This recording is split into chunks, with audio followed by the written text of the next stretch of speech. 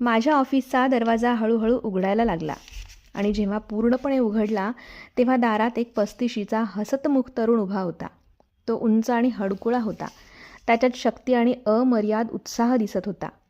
त्याला पाहून मला माझ्या कायद्याच्या शाळेतल्या मुलांची आठवण झाली. ही मुले अगदी चांगल्या कुटुंबातली, चांगल्या घरातली, उत्कृष्ट गाड्या असलेली आणि उत्तम मौसूद त्वचा असलेली अशी होती. समोरच्या माणसात तारुण्य आणि उत्साह ओतप्रोत भरलेला होता आणि त्याहीपेक्षा त्याच्या चेहऱ्यावर शांतता आणि दैवी शक्तीचा वास असल्यासारखा वाटत होता. त्याची भेदक नजर माझ्या अंतःकरणाचा ठाव घेत होती. माझ्या मनात विचारचक्र सुरू झाले की हा एखादा सुप्रसिद्ध वकील माझी जागा पटकावायला आलाय की काय. अरेच्चा, हा तिथेच का थांबलाय? का मागच्या आठवड्यात मी जी घटस्फोटाची एका बाईची केस जिंकली तिचा नवरा असेल बहुधा. आपण सिक्युरिटीला बोलवायला सांगितले की काही फार मूर्खपणाची कल्पना नव्हती तर. तो तरुण तिथे दारात तसाच माझ्याकडे पाहत हसत उभा राहिला. एखादा नामवंत गुरु आपल्या आवडत्या शिष्याकडे जसे पाहतो तसे बघत होता. जरा वेळाने त्या अस्वस्थ शांततेचा भंग करीत तो आपल्या कमावलेल्या अधिकारवाणीने म्हणाला, तुझ्याकडे भेटायला आलेल्या लोकांना तू असेच वागवतोस का रे जॉन? आणि ज्यांनी तुला कोर्टातले सगळे यशस्वी डावपेच शिकवले त्यांच्याशी पण असाच वागतोस का? मी माझ्या व्यवसायाचे गुपित तुला सांगायलाच नको होते, तो हसत म्हणाला.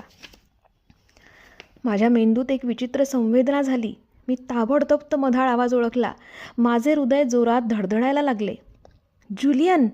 अरेच्चा, माझा विश्वासच बसत नाहीये. खरंच तू आहेस का? तो मोठ्याने दिलखुलास हसला आणि माझी खात्री पटली.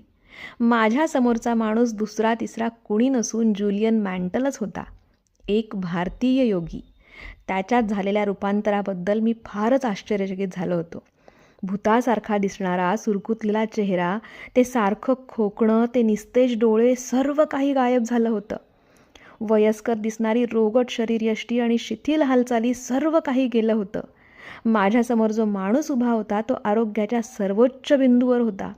तुकतुकीत तेजस्वी चेहरा, चकाकणारे भेदक डोळे, तारुण्यपूर्ण आणि उत्साहवर्धक शरीरयष्टी, या सर्वांपेक्षाही मला त्याच्या उपस्थितीने सर्व वातावरण एखाद्या दैवी शक्तीने भारल्यासारखे वाटत होते. तिथे बसल्या बसल्या त्याच्याकडे टक लावून पाहताना मला शांत आणि निवांत वाटत होते.